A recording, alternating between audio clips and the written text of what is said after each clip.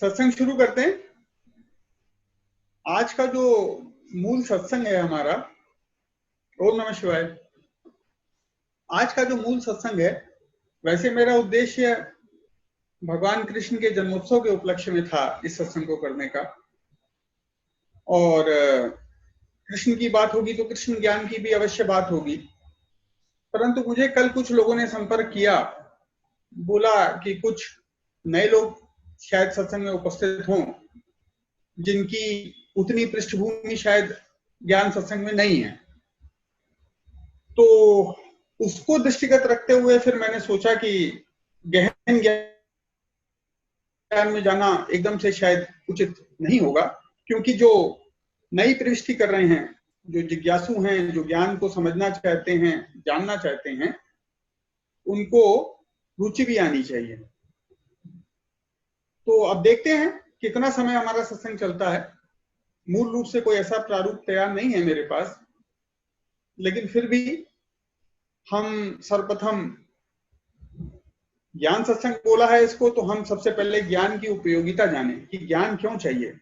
कल मुझसे किसी ने पूछा भी था कि ज्ञान क्यों चाहिए। तो एक सहज कथा लेते हैं, बहुत सहज कथा लेते हैं। ये जो ज्ञान में जो पहली सीढ़ी होती है वो सरल ज्ञान कथाएं होती हैं। तो अगर जो नए लोग हैं, चाहे वो वीडियो बाद में देखें या अभी देखें, तो उनको ये पता चलेगा कि ज्ञान की आवश्यकता क्यों है, और ये कथाओं से आरंभ में जो संदेश है वो स्पष्ट अंकित होता है। एक कथा लेते हैं। इसमें क्या होता है कि एक व्यापारी जो है वो व्यापार करने के लिए प्रदेश जाने के लिए निकलता है। उसके पास लगभग, एक संख्या ले लेते हैं, 50 ऊंटों का काफिला होता है, और वो उस काफिले को लेके किसी विशेष देश के लिए निकलता है या विशेष शहर के लिए निकलता है यात्रा करने के लिए। अब रात्रि हो जाती है। रात्रि में वो एक धर्मशाला में रुकता है, और धर्मशाला में रुकने से पहले उसका क्या उद्देश्य होता है कि सारे ऊंटों को बांध दे। स्वाभाविक है, सारे ऊंटों को वहां खड़ा किया, खूंटी गाड़ी, रस्सी निकाली और बांधना शुरू किया। आवाज में किसी को कोई दिक्कत तो नहीं है? सबको आ रहा है, सुनाई दे रहा है ना सबको? अब जब वो खूंटी गाड़ता है और रस्सी से बांधता है ऊंटों को, तो उसके पास 49 ऊंट तो बन जाते हैं, क्योंकि उसके पास एक खूंटी और एक रस्सी कम पड़ जाती है, उसके पास नहीं होती। तो बड़ा परेशान होता है। रात्रि का समय, खूंटी कहां से आएगी और रस्सी कहां से आएगी? धर्मशाला में ढूंढता है, इधर उधर बात करता है, पर किसी को उस वक्त रात्रि में उनको खूंटी और रस्सी नहीं मिलती। तो जो धर्मशाला का वृद्ध मालिक होता है वो इससे बात करता है। वो कहता है चलो मैं सहायता करता हूं। वो जो वृद्ध मालिक होता है धर्मशाला का, वो आता है उस जगह पे जहां उसने ऊंट खड़े किए होते हैं, और एक नाट्य करता है। खूंटी, जूठी खूंटी गाड़ने का नाट्य करता है, और रस्सी के फेरे, जैसे रस्सी बांधते हैं ऊंट को, वैसे उस ऊंट के साथ बांधता है। आश्चर्य, ऊंट बैठ जाता है। ऊंट वहीं बैठ जाता है, झूठी खूंटी और झूठी रस्सी से। उसका काम सिद्ध हो जाता है। अभी संदेश पे बात में आएंगे। उसका काम सिद्ध हो जाता है, और वो अपना आराम से जाके सराय का मालिक, जो व्यापारी है, वो अपना सोने के लिए, शयन करने के लिए रात्रि को चला जाता है। पुनः जब प्रातः काल में जब उसको निकलने का समय आता है, तो वो 49 की 49 खूंटियां खोलता है और 49 ऊंट खड़े हो जाते हैं। परंतु ये जो 50वां ऊंट है, ये खड़ा ही नहीं होता, ये बैठा रहता है। ये बहुत प्रयोजन करता है, बहुत कोशिश करता है, परंतु ये उठता ही नहीं। क्या करे? परेशान होकर थक हार के जाके उस धर्मशाला के मालिक के पास जाता है। बोलता साहब, आपने क्या मंत्र पढ़ाया इसको, कौन सी दवा खिला दी है कि ये तो उठता ही नहीं। धर्मशाला का मालिक कहता है चलो मैं चलता हूं, और धर्मशाला का मालिक वहां जाता है, और जो उसने किया था उसी क्रिया का उल्टा करता है। अर्थात रस्सी के फेरे खोलना, क्लॉकवाइज घुमाई थी, एंटी क्लॉकवाइज घुमाता है, और पूरी फेरे निकाल के, जितने फेरे घुमाए थे उतने ही फेरे निकालता है और वो खूंटी को निकाल देता है। जो व्यापारी होता है वो आश्चर्यचकित हो जाता है कि भाई ये तो आपने जादू कर दिया। बोला जादू कुछ नहीं है, ये ऊंट मन से बंधा था। ये ऊंट वास्तविक में तो बंधा ही नहीं था, मन से बंधा था, और मन में इसको ये पता था कि मैं ऐसे बंधा हुआ हूं, तो वो मैंने खोल दिया। तो हम सब अज्ञान और माया से बंधे हुए हैं, मन के बंधन है सब कुछ। कौन खोलेगा? ज्ञान। जितना हम पे चढ़ गया है एंटी क्लॉकवाइज, सारे फेरे एंटी क्लॉकवाइज घुमाने पड़ेंगे। स्पष्ट हो रहा है? तो ज्ञान क्यों चाहिए? ज्ञान इसलिए चाहिए क्योंकि बहुत सारे फेरे ले लिए गए हैं और सब के सब चढ़ गए हैं, घुमाना तो पड़ेगा। एक और कथा इसी संदर्भ में हम लेते हैं कि ज्ञान के श्रवण से हमको क्या लाभ होता है, क्या क्या पता चलता है। इस उद्देश्य को लेते हैं। बहुत सहज ज्ञान है, अगर आप थोड़ा सा भी सोचेंगे और चिंतन करेंगे आप पे निश्चित रूप से इंपैक्ट होगा। एक और सहज कथा लेते हैं। एक बार क्या हुआ कि एक सिंहनी, शेरनी अपने नवजात शिशु शावक सिंह बच्चे को लेकर पानी पीने के लिए एक नदी के तट पर आई,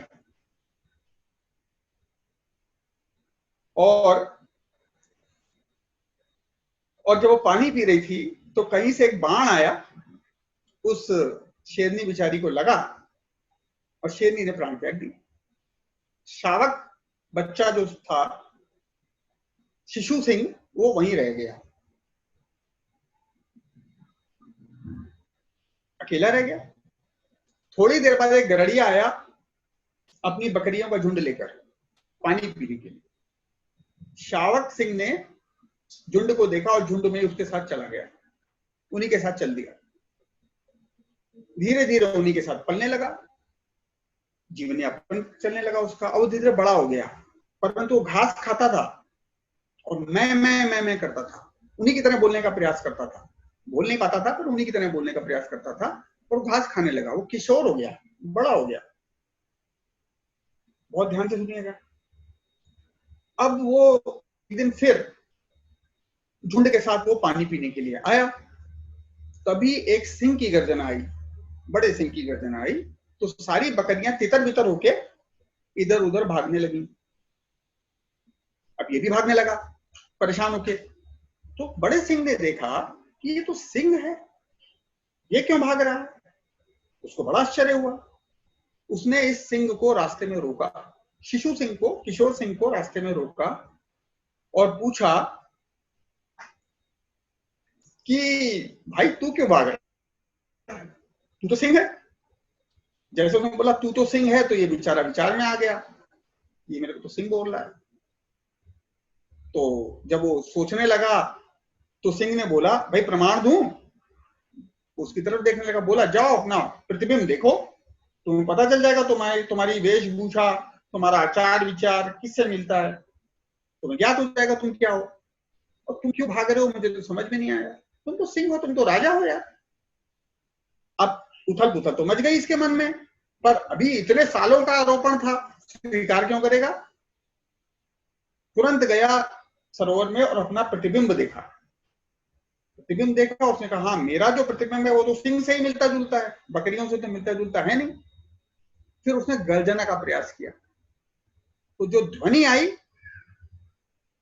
वो ध्वनि उस सिंह से मिलती जुलती आई। अब उसको आभास हो गया कि वो बकरी नहीं है, वो सिंह है। तो जो ब्रह्म ज्ञान की जो गर्जना होती है, जो ज्ञानी गुरु का जब आप ज्ञान सुनते हो तो आपको अपने स्वत्व का पता चलता है कि आप सिंह हो। बकरी बने मैं करने से फंसे पड़े हो संसार में, ये भी मैं, वो भी मैं, ये मेरा, वो मेरा। पर जब ज्ञान की गर्जना होती है तो आपको अपने सिंहत्व का पता चलता है, अपने स्वत्व का पता चलता है, अपने शिवत्व का पता चलता है। स्पष्ट हो रहा है? बात समझ में आ रही है सबको? तो ज्ञान क्या करता है, आपको अपने स्वत्व की ओर ले जाता है। बकरी वाला जो हिसाब किताब है वो छोड़ के आपको पता, तो राजा हो, अब तो राजा बनने के लिए आए हो, तो मानव योनि में आए हो, आप अपने स्वत्व को पहचान ही नहीं रहे। अज्ञान ने इतना आरोपण कर दिया कि आप तो मैं मेरा इसके पीछे ही भाग रहे हो। अतः ज्ञान क्या करता है? ज्ञान ये करता है, ज्ञान की प्रक्रिया क्या है? एक और कथा सुनते हैं। अभी 2 प्रश्नों के उत्तर हो गए, स्पष्ट है, समझ में आ रहा है सबको? किसी को कोई सुनने में दिक्कत हो या कोई प्रश्न पूछना हो तो मुझे मतलब बता सकते हैं। अब हम आगे चलते हैं, प्रक्रिया क्या होती है, आरंभिक प्रक्रिया क्या होती है ज्ञान। एक और कथा लेते हैं। ये कथा शायद मैंने सत्संग में पहले भी कभी बताई। एक व्यापारी था, वो परदेश गया और परदेश में उसने 12 साल बहुत श्रम किया, पूरा परिश्रम किया, और परिश्रम करके, खूब सारे परिश्रम करके, कृपा भी हुई, उसके भाग्य ने भी उसकी सहायता की, और उससे उसको क्या हुआ, उसने बहुत धन कमाया, बहुत वैभव कमाया, बहुत संपत्ति कमाई। जब 12-13 साल निकल गए तो उसने सोचा कि अब मुझे जो है वापस अपने देश जाना चाहिए। पर इतना वैभव, इतनी संपत्ति, इतना सब कुछ लेके वापस जाना कैसे संभव होगा? साधन थे नहीं, यातायात था नहीं, तो वो क्या करता बेचारा? उसने क्या किया, अपना सब कुछ बेच दिया और एक अमूल्य हीरा ले लिया और एक घटिया सी डिबिया ले ली। उस घटिया सी डिबिया में अपनी सारी संपत्ति का जो हीरा था वो डाल दिया और अपने देश की ओर चल पड़ा। उस वक्त समूह के समूह जाते थे, कारवां जाते थे और साथ में जाते थे कि भाई लुटेरे ना आ जाएं, कुछ ना आ जाएं, तो इस तरीके से चलते थे और रुकते रुकते रात में अपने गंतव्य तक पहुंच जाते थे। तो उसी ग्रुप में, उसी समूह में एक ठग आ गया। ठग बहुत होशियार था, उसने किसी को नहीं छोड़ा था। एक कानपुर में है ना, और ऐसा कोई सगा नहीं जिसको हमने ठगा नहीं, तो वैसा ही आप ठग मानिए कि ऐसा एक ठग था कि जिसने बड़े बड़ों को ठगा हुआ और उसको उस पर अभिमान भी था। तो उसको ज्ञात हो गया कि एक सेठ है, ये साधारण आदमी नहीं है, और इसके पास अब निश्चित रूप से सब कुछ बेच के आ रहा है, तो इसके पास धन तो होगा ही, या कुछ ना कुछ तो होगा इसके पास। तो वो इसके साथ घूमने लगा और उसने इतना वाकपटु था, बोलने में बहुत कुशल था, कि उसने इसको इतना प्रभावित कर लिया कि रात में कमरा भी शेयर करने लगा इसके साथ। पहले दिन देखा उसने, सेठ आया अपना रात को सोने के लिए और आते ही सो गया 5 मिनट के अंदर। चोर को, ठग को बड़ा आश्चर्य हुआ कि यार ये इतना धन लेके आ रहा है और 5 मिनट में इसको नींद आ जाती है, यार आश्चर्य। खैर पहला दिन था, उसने कहा चलो इसकी नींद देख लेते हैं, लंबी होती है छोटी होती है, फिर हम अगले दिन से अपना कार्यक्रम शुरू करेंगे। अगले दिन फिर वैसे ही हुआ, 5 मिनट के अंदर वो इधर उधर उसने किया और फिर सो गया। अब ये जो ठग था, इसने सारी चीजें इसकी चेक करनी शुरू की, इसका सामान, इसके कपड़े, इसका बिस्तर, इसका तकिया, सब कुछ देख मारा, कहीं कुछ मिला ही नहीं। बहुत आश्चर्य हो गया और ऐसे वो रोज करने लगा। 3-4 दिन बीत गए, अब अंतिम दिन आ गया। जब इसको कुछ नहीं मिला तो इस सेठ के पास गया, बोला महाराज मैंने बड़े बड़े लोग देखे, मुझसे कोई नहीं बचा, पर आश्चर्य है कि आपसे तो मैं तो थक गया ढूंढ ढूंढ के। यहाँ तो आप कुछ लाए नहीं हो, तब तो मैं अपने आप को संतुष्ट दे दूंगा, मैं तो बहुत बड़ा ठग हूं कि आज तक मुझसे कोई बचा नहीं। परंतु यदि अगर आप लाए हो तो महाराज आप पे कोई सिद्धि है, कोई मंत्र सिद्धि है आपके पास, तो वो चीजें तो मुझे दिखी नहीं क्योंकि वो है ही नहीं। तो ये मुस्कुराने लगा सेठ, मुस्कुरा के कहता है भाई देखो, मैं तो जो हूं आध्यात्मिक मनुष्य हूं, तो मैं हर चीज अध्यात्म से करता हूं। अर्थात क्या, जब रात को तुम अपनी सारी सामग्री रख देते थे, मैं भी अपनी सारी सामग्री रख देता था, तो मैं अपनी डिबिया तुम्हारे सामान में डाल देता था। अब क्योंकि मैं पहले सोता था, तुम बहुत देर बाद सोते थे, तो मैं पहले उठ के सुबह अपनी डिबिया तुम्हारे सामान से निकाल लेता था। क्योंकि अध्यात्म कहता है कि जो मनुष्य का जो बेसिक जो मन है वो दूसरों का परीक्षण ज्यादा करता है ना। ये बुरा है, ये क्रोधी है, ये अच्छा नहीं है, वो दूसरों की तरफ उंगली ज्यादा करता है, अपना परीक्षण नहीं करता। मुझे पता था तुम अपना सामान नहीं देखोगे रात्रि में, तो जब सुबह होता था मैं अपना सामान निकाल लेता था। मेरे पास तो भाई यही एक मंत्र है। तो यही ज्ञान कहता है। ज्ञान की प्रक्रिया क्या है? स्वयं को जानो, दूसरों पे बाद में जाना, पहले अपने पे काम करो, है ना? स्पष्ट है हितेश? तो ये तो छोटी छोटी ज्ञान कथाएं थी जो आपको ज्ञान का औचित्य बताने, ज्ञान की आवश्यकता क्यों है। अभी कल मुझसे एक प्रश्न आया था, मैंने सोचा था इसी में ले लूंगा, हालांकि ये थोड़ा सा गूढ़ प्रश्न है। इसमें उन्होंने ये पूछा कि जो शास्त्र हैं, जो संपूर्ण शास्त्र हैं, उनमें कृपा पाने के कई तरीके बताए गए हैं, तो ये अल्टरनेट हैं? यदि नहीं है तो क्यों नहीं है, और यदि हैं तो क्यों क्यों है? और जो इतने सारे लोग जो साधनाएं करते हैं वो कृपा मार्ग में उतना उन्नत क्यों नहीं हो पाते? ले इस प्रश्न को। अब ये कलयुग है, ध्यान से आप इस चीज को समझिएगा कि सारी की सारी साधनाएं, जितनी भी साधनाएं हैं, अगर ढंग से की जा रही हैं तो आपको उन्नत करती हैं, उठाती हैं, ऊपर की ओर ले जाती हैं, इसमें कोई वो नहीं है।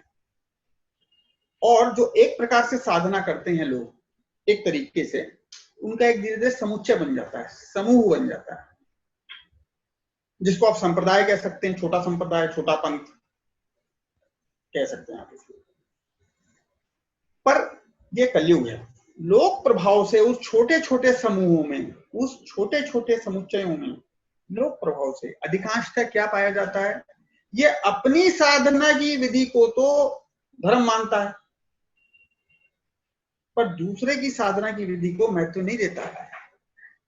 अब उदाहरण दूं, जो निर्गुण निराकार ब्रह्म के उपासक हैं वो कृष्ण उपासकों को महत्व नहीं देते, और जो कृष्ण के उपासक हैं वो निर्गुण निराकार ब्रह्म को जो है बिल्कुल इंपॉर्टेंस नहीं देते। उतना तो बढ़ गए, ये सारी साधनाएं एक स्तर तक तो आपको पहुंचा देती हैं, सारे पंथ, और उसके आगे ये हिंड्रेंस हो गई, ये हो गई रोक। क्योंकि तुम्हारे शरीर कई हैं, अन्नमय शरीर, प्राणमय शरीर, मनोमय शरीर, आनंदमय शरीर, विज्ञानमय शरीर। अब इन शरीरों के अलग अलग मल हैं, मल सबके अलग हैं, और हर मल के लिए अलग साधना चाहिए, हर मल के लिए अलग साधना चाहिए। अब जैसे मान लीजिए आप मूर्ति पूजक हैं, तीर्थ में जाते हैं दर्शन करने, अच्छी बात है, साधना है, कोई इसमें कमी नहीं है, परंतु ये आपके सिर्फ अन्नमय शरीर का मल साफ करती है, मनोमय शरीर, विज्ञानमय शरीर से कोई लेना देना नहीं है इसका। हाँ, ये अन्य शरीरों के लिए क्षेत्र तैयार करती है, समझ रहे हैं? तो किसी में कोई मल ज्यादा है, किसी में कोई मल ज्यादा है, पर समुच्चय तो चाहिए। इसीलिए ये जितने भी संकुचित पंथ हैं उत्कर्ष को प्राप्त नहीं कर पाते, एक स्तर तक ले जाते हैं। अब जैसे उदाहरण मैं देता हूं आपको कि अगर आपके मानसिक विकार हैं आपको, तो आपको वो औषधि चाहिए। डेफिनेटली जो समुच्चय बनता है, जो संस्कार आते हैं, कुछ मानस होते हैं, कुछ बौद्धिक होते हैं, कुछ दैहिक होते हैं, कुछ प्राणमय शरीर के होते हैं, ये एक समुच्चय बनता है। किसी किसी व्यक्ति को अधिक साधना की आवश्यकता होती है, किसी किसी व्यक्ति को अधिक ध्यान की आवश्यकता होती है, किसी किसी अधिक व्यक्ति को ज्ञान की आवश्यकता होती है। इसीलिए भगवान कृष्ण ने गीता में सारी विधियां बताई हैं। और बहुत लोग इसको ऐसा ले लेते हैं कि अगर आप ये भी नहीं कर सकते, ये भी नहीं कर सकते, अभी मैं लूंगा इसको समझाने के लिए, ये भी नहीं कर सकते तो सर्वधर्मान परित्यज्य मामेकं शरणं व्रज ना, उसने कहा पहले करो, सीधे उसमें मत आओ, क्योंकि वो जो साधनाओं की विधियां हैं वो आपको मेरे शरणागत करेंगी। ऐसे शरणागत थोड़ा ना हो पाओगे आप, न ज्ञान है, न भक्ति है, न योग किया हुआ है, कौन सिखाएगा शरणागत होना? तो इसीलिए इन मलों को हटाने के लिए आपको समुच्चय की आवश्यकता है। एक साधना की विधि एक उत्कर्ष दे सकती है, एक शरीर का मल हटा सकती है, बाकी का क्या करोगे? अतः ज्ञान, भक्ति, योग, ध्यान ये सब अनन्योन्याश्रित संबंध है, एक दूसरे के अवलंबन हैं। जहां जरूरत पड़ती है वहां उसको ग्रहण किया जाता है साधना में। इसीलिए मैंने एक बार कहा था, मैं आप लोगों को रामकृष्ण परमहंस की कथा सुनाऊंगा। रामकृष्ण परमहंस उत्तर नहीं के भक्त थे, पर अंततः माता काली ने उनको गुरु तोतापुरी के पास भेजा, क्योंकि वो वहां पे रुक रहे थे। गुरु तोतापुरी ज्ञान से संबंधित थे, महाज्ञानी थे। वो कथा का भी मैं आगे लूंगा। तो इस जिज्ञासा को मैंने इसलिए लिया क्योंकि ये जिज्ञासा सब में अधिकतर ये पाई जाती है, परंतु इसका निवारण मैंने जो ये निवारण है, ये निवारण मैंने आपको अपने आत्मानुभव के आधार पर दिया है, और यही वास्तविक है। तो ज्ञानी होगा उसमें भक्ति का एलिमेंट अवश्य होगा। ऐसा कोई आप मुझे ज्ञानी नहीं दे सकते, बता सकते जो भक्त ना हो। ऐसा कोई योगी मुझे आप नहीं बता सकते जो ज्ञानी ना हो, जिसने परम को प्राप्त किया है। अब हम थोड़ा सा, अब कृष्ण जन्मोत्सव है, कृष्ण ज्ञान की बात ना हो तो बात बनती नहीं है। ज्ञान का औचित्य, ज्ञान का प्रसंग, ज्ञान की प्रासंगिकता, वो सब हमने समझी सहज कथाओं से। और ये जो जिज्ञासा थी, ये बहुत उत्कृष्ट जिज्ञासा है। जिसने भी मुझे भेजी है वो साधुवाद का पात्र है। अब हम आते हैं कृष्ण ज्ञान पे। कृष्ण ज्ञान पे अभी मैंने कुछ श्लोक देखे। हालांकि कृष्ण की जो गीता है वो, उसका कोई भी प्रतिस्थापन नहीं हो सकता। उसके एक एक शब्द का आप सोचें, गीता खुद सार है, वेदों उपनिषदों शास्त्रों, इसका क्या सार कोई बताए, उसकी जगह कोई नहीं ले सकता। परंतु फिर भी जो आरंभिक मुझे बताया गया, मुझे ज्ञात नहीं हो रहा कि आरंभिक लोग कोई आए हैं, मुझे तो पुराने लोग ही दिख रहे हैं।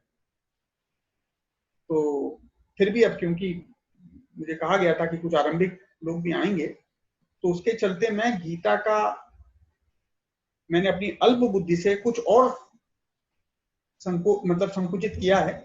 उसको मैं थोड़ा सा आपको बताता हूं, बहुत शॉर्ट में।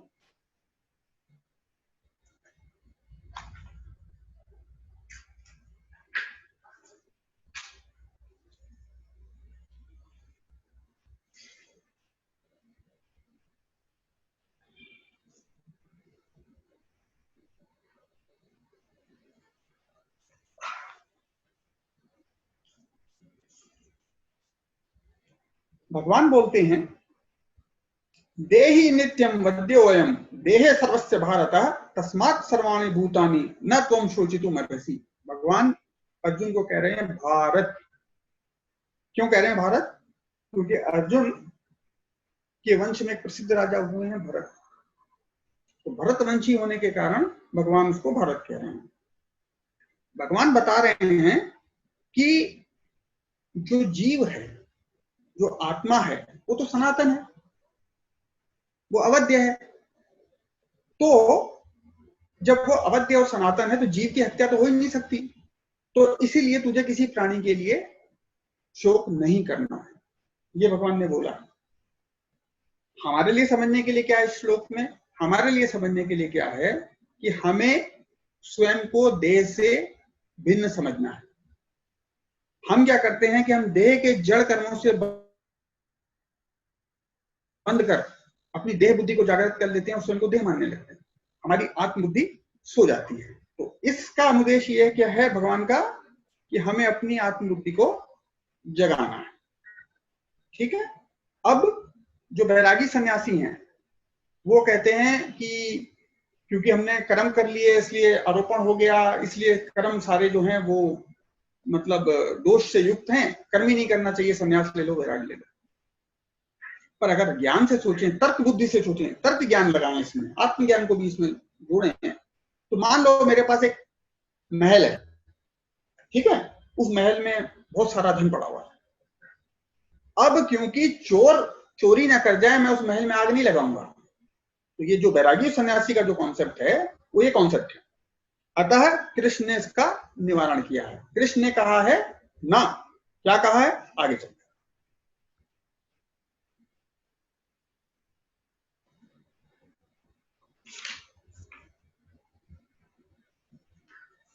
भगवान बोलते हैं यज्ञार्थात् कर्मणो अन्यत्र लोको वयम कर्म बंधनः तदर्थम कर्म कौन्तेय मुक्त संग समाचरण। यज्ञ के निमित्त किए जाने वाले कर्मों से अतिरिक्त दूसरे कर्मों में लगा हुआ मनुष्य कर्मों से बनता है। यज्ञ कौन है, परमात्मा। यज्ञ कौन है, कर्तव्य। अर्थात परमात्मा और कर्तव्यों के अलावा किसी और लक्ष्य से, किसी और निमित्त से कर्म करोगे तो कर्मों से बनोगे। अतः हे अर्जुन, तू आसक्ति से रहित होकर उस यज्ञ के निमित्त कर्म कर। परमेश्वर के निमित्त कर्म करो तो कर्म से हीन तो हो ही नहीं सकते। श्वसन स्वतः चल रहा है, कहीं भी रहोगे सब कुछ छोड़ के जाओगे, खाना तो खाओगे, मल त्याग तो करोगे, सांस तो चलेगी, तो कर्महीन तो हो ही नहीं सकते, हिलोगे तो है ही। अतः ये जो वैरागी और सन्यासी के का जो कॉन्सेप्ट है वो कृष्ण ने पूरी तरह निराकरण कर दिया है, इसका निवारण मतलब मना कर दिया है इसके लिए। आगे चलते हैं कि अब सवाल ये उठता है कि भगवान ने कह दिया कि कर्म इस तरीके से करना है, पर उन्नति कैसे पता चलेगी, इसके लिए और आगे चलते हैं भगवान के शब्दों में।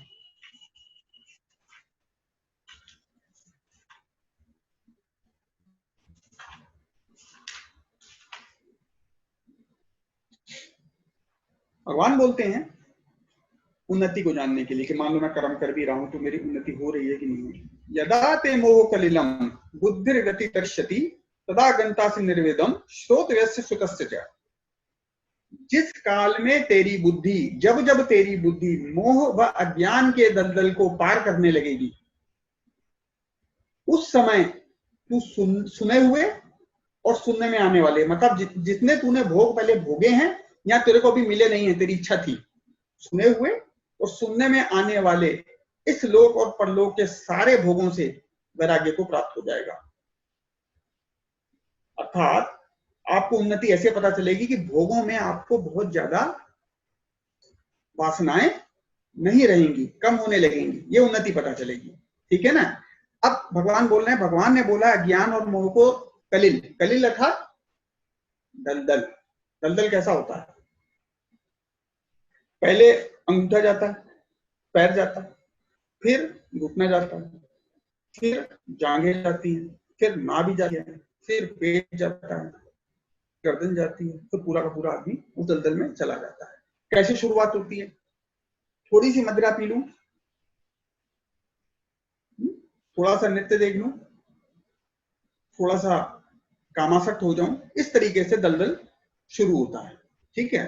और जो भोगों में रस ढूंढता है तो उज्जैन वाला बोलता है यार माया नगरी बॉम्बे में रस है, वहां चलो। बॉम्बे वाला कहता है यार इतनी बारिश होती है, मसूरी चलो।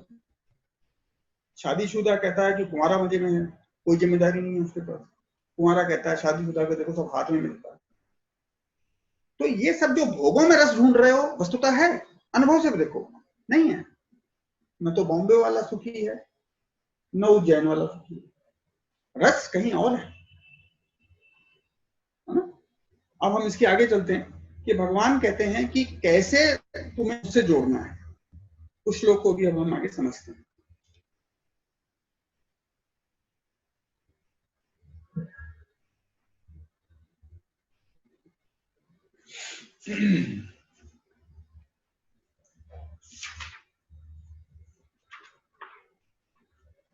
मयावेश्य मनो ये माम नित्य युक्ता उपासते श्रद्धा पर्योपितास्ते में युक्त तमा मता। भगवान अपनी मान्यता बता रहे हैं कि मुझमें मन को एकाग्र करो, मेरे भजन और ध्यान में लगो और अतिशय श्रेष्ठ श्रद्धा उत्पन्न करो। अतिशय श्रेष्ठ श्रद्धा मतलब भोग रहित श्रद्धा। जो श्रद्धा ईश्वर के लिए, ईश्वर के निमित्त और ईश्वर की प्राप्ति के लिए की जाती है, वो अतिशय श्रेष्ठ श्रद्धा है। मुझ इस प्रकार जो मुझ परमेश्वर रूप को भजते हैं वो मुझे, मेरे लिए अति उत्तम योगी हैं। मेरे लिए सबसे उत्तम योगी वो हैं। ठीक है। और बहुत बार हमने ये देखा है कि गीता का जो अर्थ का अनर्थ निकालने का बहुत लोग प्रयास करते हैं कि अरे शरणागत हो जाओ, ये हो जाओ। शरणागत ऐसे नहीं होते हैं। अगर शरणागत होना होता तो भगवान ने युद्ध भूमि में सबसे पहले शरणागत बताया होता। शरणागत इन विधियों से हो गए, इसलिए पहले ये विधियां बताई गई हैं, है ना? आते हैं उस लोग।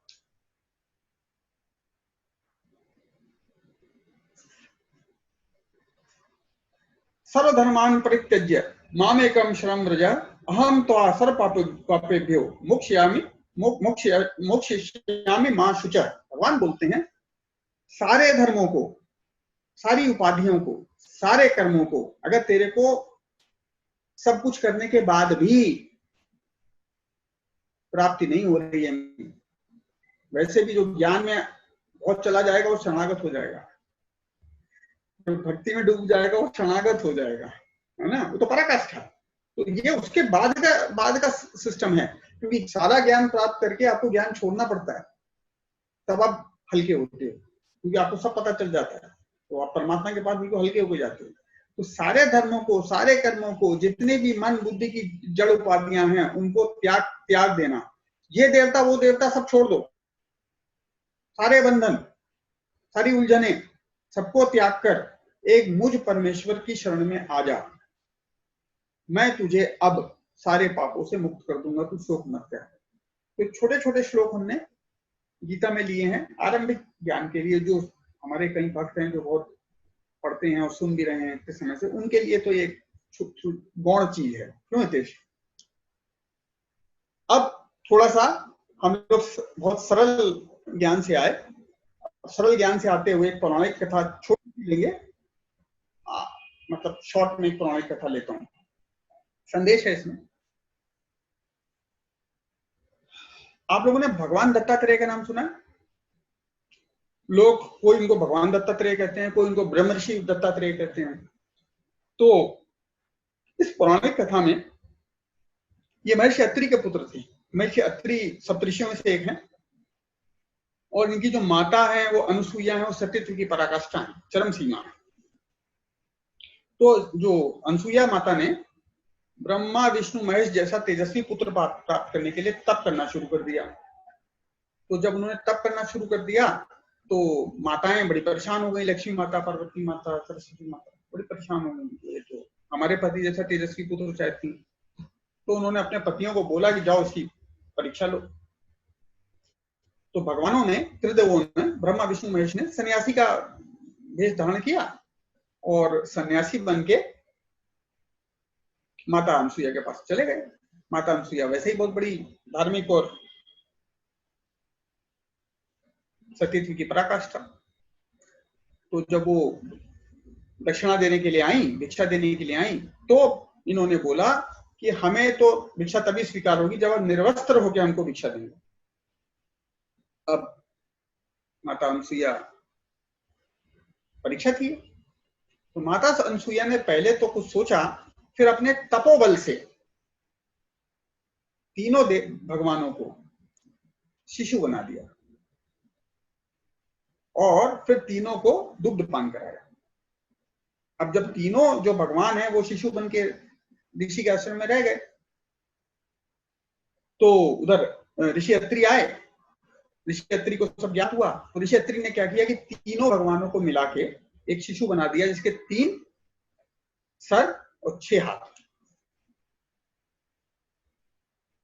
और उन्होंने उस शिशु को बहुत प्यार किया।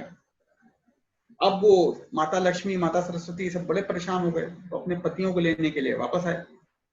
तो ऋषि अत्रि और माता अनुसुईया ने उनको कहा कि आप जा सकते हैं, और कृपा भी मांगी, आशीर्वाद भी। ऋषि अत्रि ने उनको जो है एक संयुक्त शिशु बना दिया। तो अब जब वो लेने आई तो उन्होंने भगवान के लिए दायित्व था उनको वरदान देना, तो भगवान ने उनको वरदान देते हुए बोला कि आपको एक तेजस्वी पुत्र होगा जिसमें तीनों का अंश होगा। तो उनको एक पुत्र पैदा हुआ जिसके 3 सर थे, 6 हाथ थे। उनको ब्रह्मा विष्णु शिव तीनों का अवतार बताया जाता है, भगवान दत्तात्रेय। भगवान दत्तात्रेय ने 24 तत्वों को अपना गुरु बताया है, प्रकृति के 24 तत्वों को। हम उनमें से कुछ तत्व अभी लेंगे कुछ तत्वों के लिए मुझे एक प्रस्तावना बनानी पड़ेगी, वो हम अपने सामान्य सत्संग में किसी दिन लेंगे। भगवान ने अपना गुरु बोला है पृथ्वी। पृथ्वी की धारणशीलता को देखते हुए, क्योंकि मनुष्य इतने उत्पात करता है, पृथ्वी क्षमा करती है, तो भगवान बोलते हैं कि मेरा एक गुरु जो है वो पृथ्वी है। भगवान दत्तात्रेय बोलते हैं मेरा जो दूसरा गुरु है वो वायु है, प्राण वायु। धनी हो निर्धन हो सब में समान रूप से आती जाती है, पशु हो मानव हो, सुगंध हो दुर्गंध हो, सबको ले जाती है। तो दूसरा जो गुरु है भगवान ने बताया वायु। तीसरा भगवान ने जो गुरु बताया है वो आकाश है। आग लग जाए, दावानल लग जाए, भूकंप आ जाए, कुछ भी हो जाए, अछूता रहता है वो, कुछ भी कर लो अछूता रहता है वो, कोई रंग नहीं चढ़ता उसके ऊपर। तीसरा गुरु है भगवान ने आकाश को बताया। जो चौथा गुरु भगवान ने बताया है, भगवान ने बताया है चौथा गुरु जल को। जल जैसे शीतल होता है वैसे वाणी में भगवान ने शीतलता को रखने के लिए कहा है।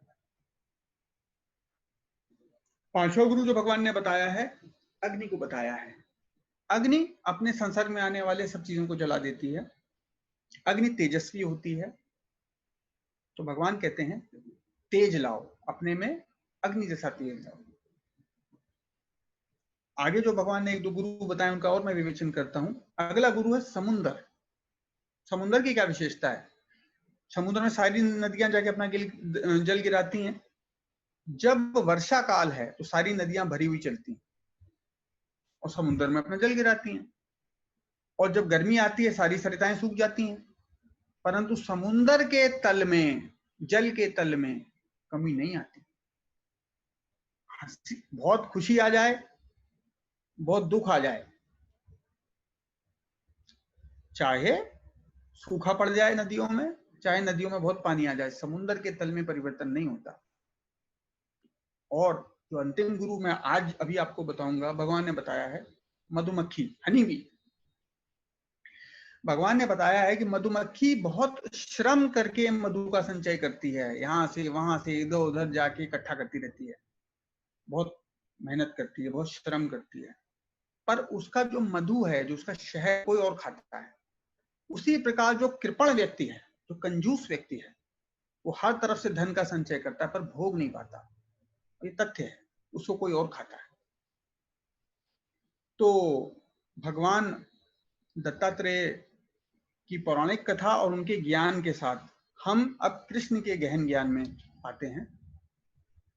थोड़ा सा शुद्ध गीता।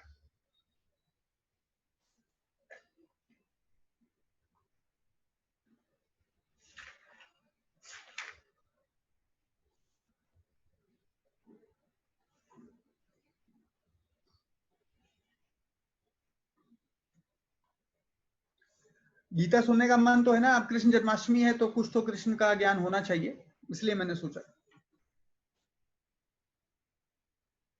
13वां अध्याय मुझे किसी ने बीच में बोला था, एकदम से मुझे ध्यान आया कि 13वें अध्याय के किसी ने एक आध महीने पहले प्रश्न भी पूछे थे, तो 13वां अध्याय मैं थोड़ा सा ले लेता हूँ। अधिक नहीं ले पाएंगे क्योंकि निश्चित रूप से सभी लोगों का समय है, तो जब आप लोगों की जिज्ञासाएं अधिक होंगी, अधिक ज्ञान में वृत्ति बनेगी, तब फिर अधिक समय के लिए बैठिए। अथ त्रयोदशो अध्याय। श्री भगवान वाच इदं शरीरं कौन्तेय क्षेत्रमित्यभिधीयते एतद्यो वेति तं प्राहु क्षेत्रज्ञ इति तद्विदः। भगवान बताते हैं कि ये जो शरीर है ये क्षेत्र जानो। क्षेत्र क्या होता है? खेत। जैसे क्षेत्र खेत होता है वैसे ही शरीर को जानो, और जो इसको जानता है, जो शरीर को जानता है वो क्षेत्रज्ञ होता है। अब जैसे खेत है, खेत में आप अपने बीज किसान बो देता है, जो क्षेत्रज्ञ है, कृषक है, वो बीज बो देता है और समय आने पर उसको वो फल या फसल जो भी देना होता है दे देते हैं। ये जो क्षेत्र है हमारा देह, इसमें जो हम कर्मों के बीज बो देते हैं वो पल्लवित होने पर हमें फल दे देते हैं। आगे भगवान बोलते हैं क्षेत्रज्ञम चापि मां विधि सर्व क्षेत्रेषु भारत क्षेत्र क्षेत्र के योर ज्ञानम यत ज्ञानम मतम। भगवान बताते हैं, भगवान ने तीन चीजों की बात की है, क्षेत्र, देह, क्षेत्रज्ञ, जीव, परमात्मा। कैसे आता है अभी आते हैं। हे अर्जुन, तू सारे क्षेत्रों में क्षेत्रज्ञ, मुझे ही जान। मतलब जितने भी क्षेत्र हैं सबका विज्ञ मैं हूं, सबको जानने वाला मैं हूं। तो हर आदमी अपने अपने क्षेत्र को जान ले यही होता है, पर मैं सबको जानता हूं। और क्षेत्र और क्षेत्रज्ञ को, क्षेत्र अर्थात देह और उसकी प्रकृति, उसके विकार, और क्षेत्रज्ञ अर्थात पुरुष, जीव, जो तत्व से जानता है वो ज्ञान को जानता है। ये मेरा मत है, भगवान बोल। अब आपको एक चीज समझिए, मैं सरल उदाहरण लेता हूं कि एक नगर है, उस नगर में सबके पास छोटे छोटे भूखंड हैं। हर मालिक अपने भूखंड को जानता है कि उसमें क्या उगा सकते हैं, क्या कर सकते हैं, तो आप उसको क्षेत्रज्ञ मान लीजिए। पर राजा के पास सारा हिसाब किताब है, कौन सा भूखंड किसके पास है। राजा सारे क्षेत्रों को जानने वाला है। मतलब परमात्मा, जमीन, जमीन का मालिक जो अपने आप को मालिक समझता है, और राजा। तत्क्षेत्रम यत् याद रच यदि कार्य यतश्चेत् सचयो यत् प्रभावश्च तत्समासीनेषु। अब उस क्षेत्र में क्या क्या होता है, क्षेत्र को समझने के बाद बता रहे हैं। क्षेत्र कैसा है, किन विकारों वाला है, और किस से हुआ है, और उस क्षेत्रज्ञ का भी क्या प्रभाव, वो सब संक्षेप में मेरे से सुनो। हालांकि भगवान आगे बताते हैं, ये सब बताया हुआ है शास्त्रों में, उपनिषदों में, पर फिर भी मैं बता रहा हूं। भगवान बोलते हैं, ऋषि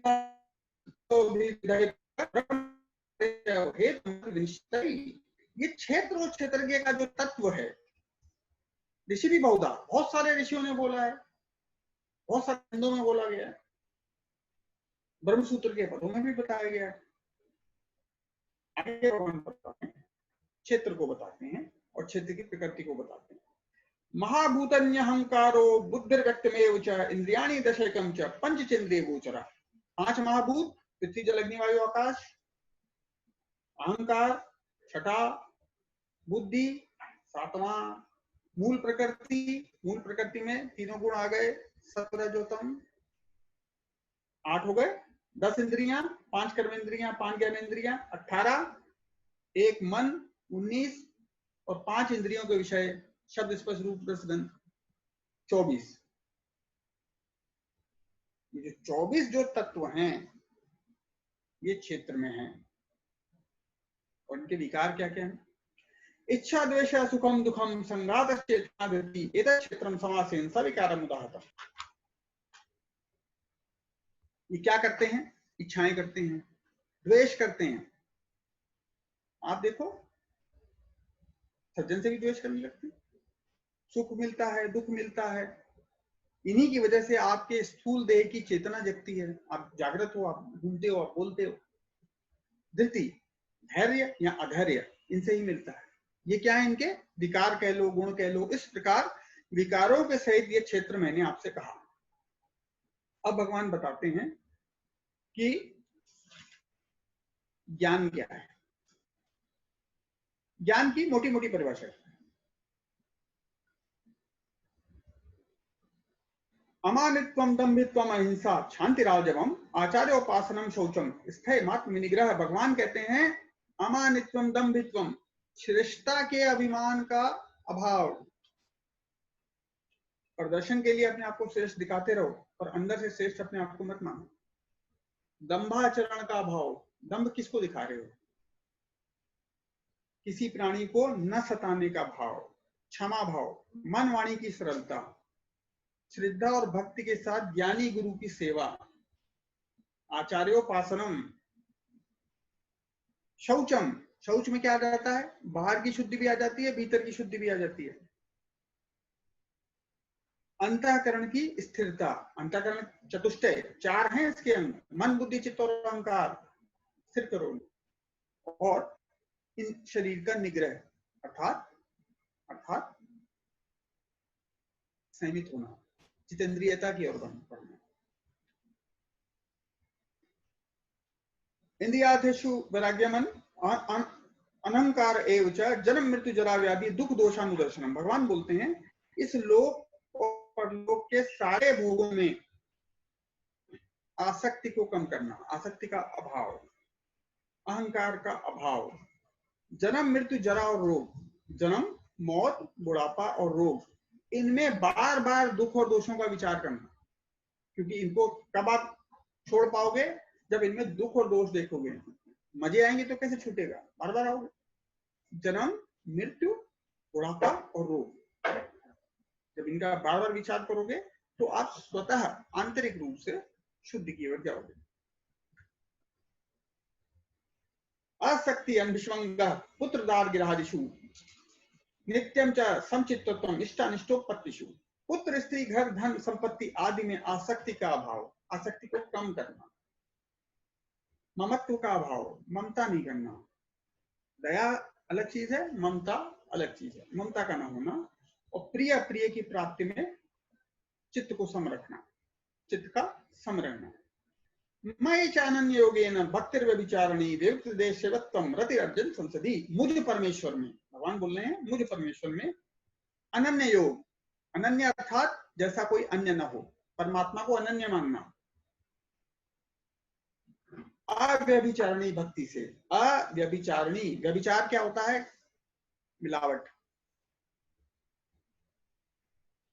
परमात्मा में भक्ति क्यों कर रहे हैं, मिलावट है, ये चाहिए वो चाहिए वो चाहिए। अव्यभिचारिणी भक्ति, भक्त कौन है, जो अव्यभिचारी है अपनी भक्ति में, परमात्मा के लिए ही भक्ति करता है, श्रद्धा और भाव के साथ।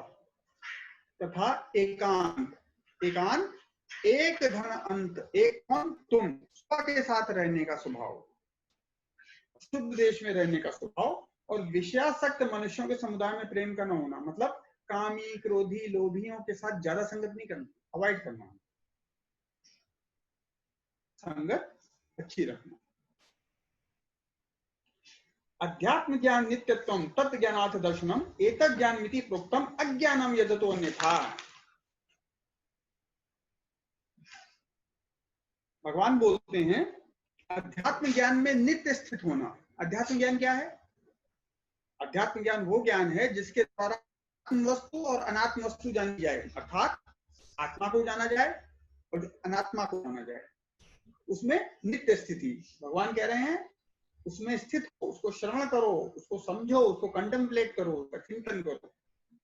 और तत्व ज्ञान के रिजल्ट के स्वरूप, तत्व ज्ञान के अर्थ स्वरूप परमात्मा को देखना। ये जितनी भी चीजें भगवान ने बताई हैं, यह सब भगवान ने ज्ञान बोला। यह सब क्या है, एतत् ज्ञान मिति, ये सब ज्ञान है। प्रोक्तम अज्ञानम यदतो अन्यथा, जो मैंने नहीं बोला है, जो मैंने छोड़ दिया है, वो सब अज्ञान है।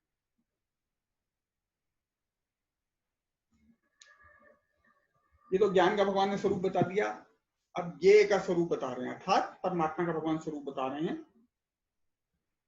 ज्ञेयम यतत् परीक्ष्यामि यद ज्ञात्वा अमृतमश्नुते अनादिमत् परम ब्रह्म न सतनात् दुच्यते। जो जानने योग्य है, क्या जानने योग्य है, इसको जानना चाहिए परमात्मा को। जो जानने योग्य है, जिसको जानकर तुमको परमानंद मिलता है। जैसे मैंने भी आपको बताया कि उज्जैन वाला बॉम्बे को सोच रहा है, बॉम्बे का मसूरी को सोच रहा है कि यहाँ आनंद मिलता, तो कहीं नहीं, न उज्जैन वाला को आनंद में है, न मसूरी वाला आनंद में है। तो जिसको जानकर मनुष्य परमानंद को प्राप्त होता है, उसको मैं कहूंगा सर्वतः पाणिपादम तत्सर्वतो अक्षशिरोमुखम सर्वथा श्रुति मल्लोके सर्वामृत्य तिष्ठति। भगवान बताते हैं कि वो सब और ब्रह्म है, उस सब और हाथ पैर हैं उसके, सब और नेत्र हैं उसके। अब आप कल्पना नहीं कर सकते, क्योंकि आपने जो आज तक देखा है, इंद्रियां सीमित हैं उसी तक।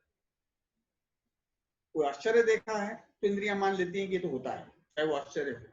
जो नहीं देखा है, वो जब तक नहीं देखा है तब तक इंद्रियों को एक्सेप्टेबल नहीं होता, ग्राह्य नहीं होता। वो सब और हाथ पैर वाला, सब और नेत्र सिर और मुख वाला, तो सब और कान वाला है, क्योंकि वो संसार में सबको व्याप्त करके स्थित है, सबको व्याप्त करके स्थित है। उदाहरण दिया जा सकता है, जैसे ने बताया है कि सूर्य की किरणों में जल होता है, दिखता नहीं है, अति सूक्ष्म है, जल होता है। तो उसी प्रकार से परमात्मा भी जो है सब जगह व्याप्त करके स्थित है, दिखता नहीं। सर्वेंद्रिय गुणाभासम सर्वेंद्रिय विवर्जितम असक्तम सर्वभिच्चय निर्गुणम गुण भोक्त च, वो सारे इंद्रियों के विषयों को जानने वाला है, वो सारे भूखंडों का मालिक है भाई, उससे कुछ नहीं छुपा, वो सबका क्षेत्रज्ञ है। परंतु वास्तव में वो इंद्रिय रहित है तथा आसक्ति रहित है, पर फिर भी वो आसक्ति न होने के बावजूद सबका भरण पोषण करने वाला है, अर्थात दयालु है। निर्गुण है पर गुणों को भोगता है, निर्गुण होने पर भी गुणों को भोगने वाला है। बहिरंतस्य भूतानाम अचरम चरमेव च सूक्ष्म तत्वाद विज्ञेयम दूरस्थम चांतके च, तथा चर अचर सारे भूतों के बाहर और भीतर वही भरा हुआ है, बैठा हुआ है, और चर अचर सब कुछ वही है, बस सूक्ष्म होने से अविज्ञेय है। मतलब जो नास्तिक हैं, अज्ञानी हैं, उनके लिए वो बहुत सूक्ष्म है, उनके जानने में नहीं आ सकता वो। और अति समीप में ज्ञानी, ज्ञान के मार्ग पे चल रहे हैं, योग के मार्ग पे चल रहे हैं, भक्ति अधिक करते हैं, उनके वो अति समीप में, और नास्तिकों के दूर में भी स्थित वही है। ओम नमः शिवाय। मेरे ख्याल से आधे से अधिक हो गया, आधा अध्याय ये भी हो गया।